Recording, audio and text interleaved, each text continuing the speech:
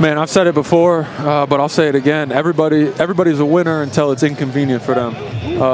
Everybody's a winner when they get to do what they want on the floor. Everybody's a winner when it's going good, you know what I'm saying? But, when you have to sacrifice for the team, you have to do the right things off the floor to get ready for the games.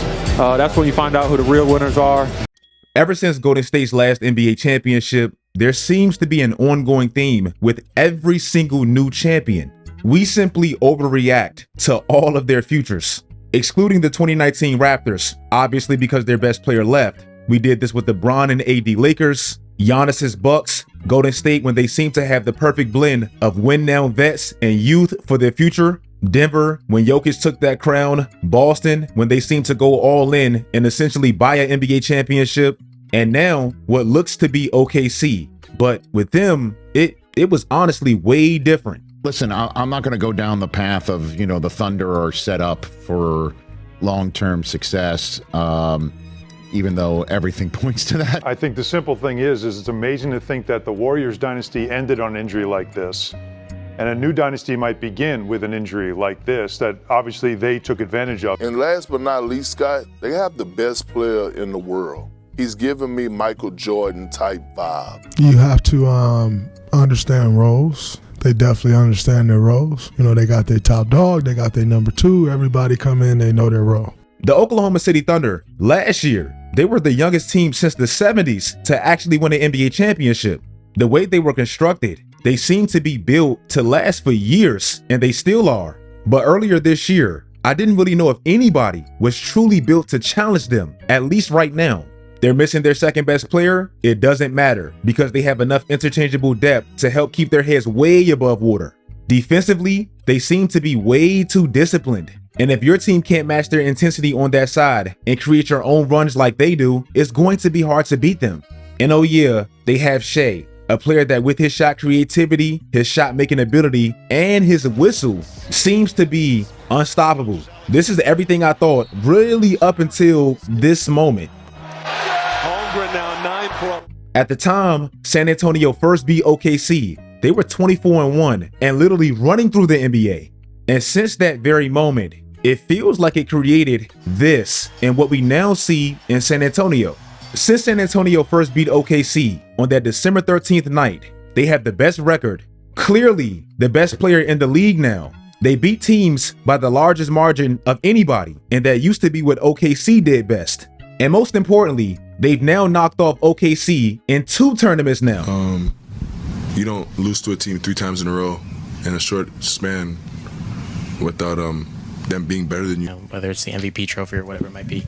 I'm just curious if that was in your mind at all, knowing that Shea had got that award and you were in the top 3 for it. And, did any part of tonight feel personal? Some of your facial expressions kind of look like you were really, really going for it.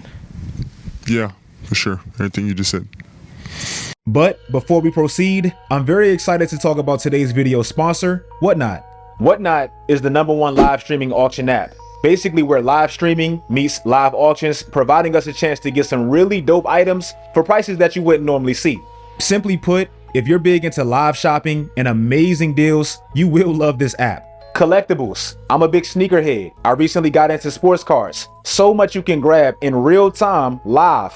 To show y'all how it works, I just jumped in. 2 of the most ethical hoopers in the league, a joint card. I missed out on the Steph card earlier, so I'm gonna go as high as I possibly can. I'm gonna see what I can do, and I'm gonna go 17. And just like that, I won. So if you want $15 off of your first purchase, scan the QR code on the screen or click the link in my description box below. Also, follow me on Whatnot at Swishout to enter that $500 credit giveaway. Links are all down below.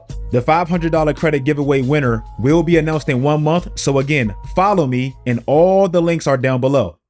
Yesterday, for the second straight season, the Thunder's own Shea Gilgeous-Alexander was named the Kia NBA Most Valuable Player. This game is so hard. This team is so good that you got to use every single emotion you got in you in order to win. And sometimes these emotions is passion, is love for the game. Sometimes it's anger. Sometimes it might even be jealousy. This is what it means to be the best player in the world. Basically, when everything swings in the other team's direction, you're the difference maker. In Game 7, Even this play right here shows exactly how dominant Wemby is.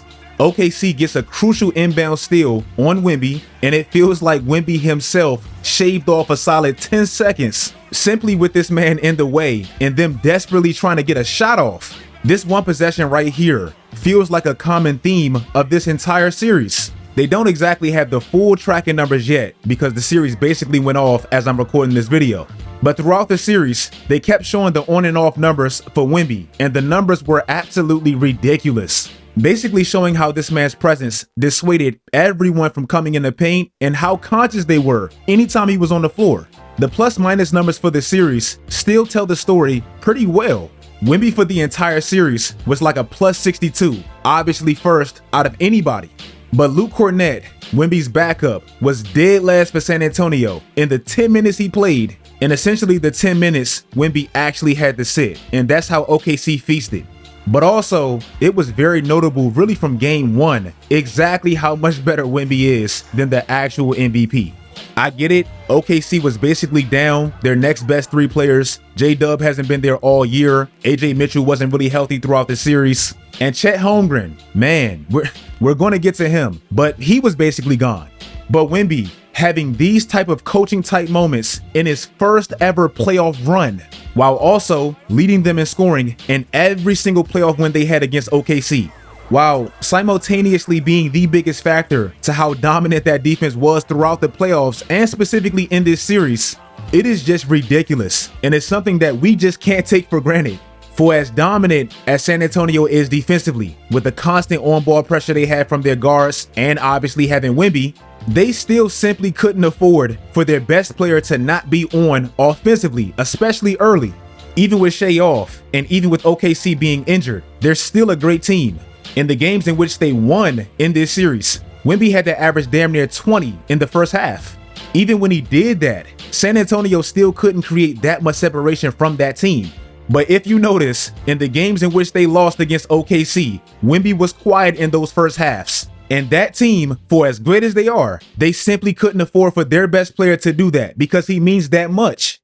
And let's be real, for as good as OKC's core is and their overall depth, it just felt like San Antonio had more dogs, especially from their second, third options. Stephon Castle turned the ball over a lot, but the intensity he brought to the series and the dog he plays with, and the constant harassment he put on Shea throughout the series, it was crucial. Dylan Harper, in the 3 biggest wins they had, played way bigger than a rookie should have. In game 1 in which they won, Dylan Harper rose to the occasion repeatedly. In that elimination game 6, Dylan Harper had 18 points in 22 minutes. In game 7, he had this huge shot to at that point make that lead feel monumental. And meanwhile, what exactly was OKC's other high draft picks? What were they doing? Like, y'all got beef? I'm like, beef? Yeah. We're out there competing, but beef means like when I see you, like we're fighting. You know what I mean? Why do I got beef with him? I honestly don't even know the guy. Like we just play basketball against each other. It's crucial. Wemby beat him inside, threw it down with a foul. And having words for Chet. Moves to the basket. Open waiting. Wembanyama throws it on his head. Well, AJ Mitchell, even when he was out there, couldn't really dominate in the areas in which he does because, well, that guy was there. And Chet Holmgren, oh my God, this man looked petrified every time Wemby was around. Before Chet Holmgren actually played the Spurs, he was looking dominant in the playoffs. Against the Lakers and DeAndre Ayton, he basically averaged 20, 10, and 2 blocks. Up until the Western Conference Finals, Chet arguably had one so-so game. Up until the Western Conference Finals, Chet Holmgren scored under 15 points one time in the entire playoffs. He shot the ball under 10 times, twice in the entire playoffs up until he met Wemby. They get to the Western Conference Finals, and this man shoots the ball 10 times or more once. Chet made the All-NBA team, and he's obviously a number 2 pick. And in the losses against San Antonio in the conference finals, he averaged 6 shots a game. I don't care what the circumstances are, and the fact that they're clearly undermanned throughout the series, the fact that he's 8th on his own team in shots in games they lost is a clear sign of a man that shrunk. Last night, in a game 7 where his best player Shea was literally gassed, he has the second lowest points from an All-NBA player in a game 7?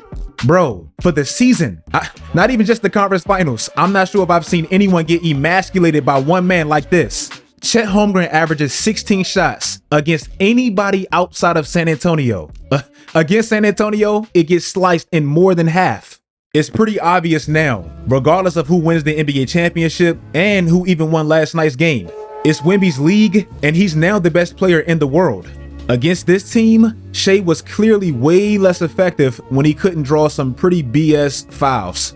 I'll give him some grace, especially ball handling duty-wise and how undermanned they were, but it just looked different. In Wemby's first playoff run, he just made the NBA Finals.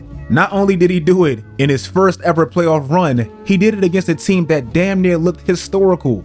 And also, regardless of OKC losing, these are going to be the top 2 teams in the West and really the league for years. If you guys like this video, I will drop a video about the NBA Finals, pre the NBA Finals, so stay tuned for that. Follow my social media sites, do all that great stuff, guys, and until next time, as always, stay tuned.